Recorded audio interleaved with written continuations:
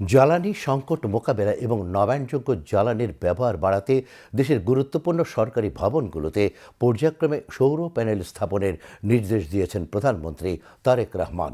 একই সঙ্গে সাধারণ মানুষের জন্য সৌর বিদ্যুৎ সাশ্রয়ী, সহজলভ্য ও লাভজনক করে তুলতে একটি কার্যকর অর্থনৈতিক মডেল প্রণয়নেরও নির্দেশ দিয়েছেন তিনি। আজ সচিবালয় মন্ত্রিপরিষদ বিভাগে প্রধানমন্ত্রীর কার্যালয়ে সৌর বিদ্যুৎ সংক্রান্ত এক সভায় প্রধানমন্ত্রী এর নির্দেশনা দেন। সভায় তিনি আরও নির্দেশনা দেন, দেশে সোলার ইনভার্টার উৎপাদনে ব্যবহৃত কাঁচামাল আমদানিতে এখন থেকে সরকারি সহায়তা দেওয়া হবে।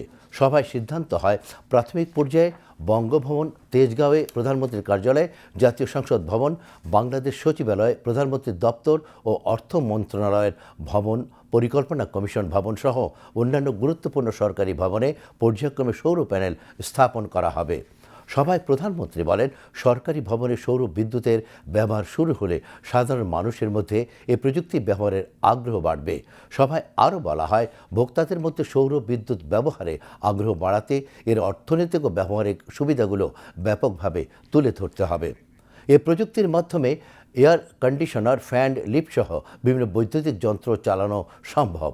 সভায় অর্থ ও পরিকল্পনা মন্ত্রী আমির খসরু মাহমুদ চৌধুরী, প্রধানমন্ত্রীর অর্থ ও পরিকল্পনা উপদেষ্টা রাশেদ আল মাহমুদ তিতুমির, স্থানীয় সরকার, পল্লী উন্নয়ন ও সমবায় মন্ত্রী মীর শাহে আলম, বাংলাদেশে বিনিয়োগ উন্নয়ন কর্তৃপক্ষ বিডার নির্বাহী চেয়ারম্যান আশিক চৌধুরী, জাতীয় রাজস্ব বোর্ডের ভারপ্রাপ্ত চেয়ারম্যান আহসান হাবিব সহ বিভিন্ন মন্ত্রণালয়ের সচিব ও ঊর্ধ্বতন কর্মকর্তারা উপস্থিত ছিলেন।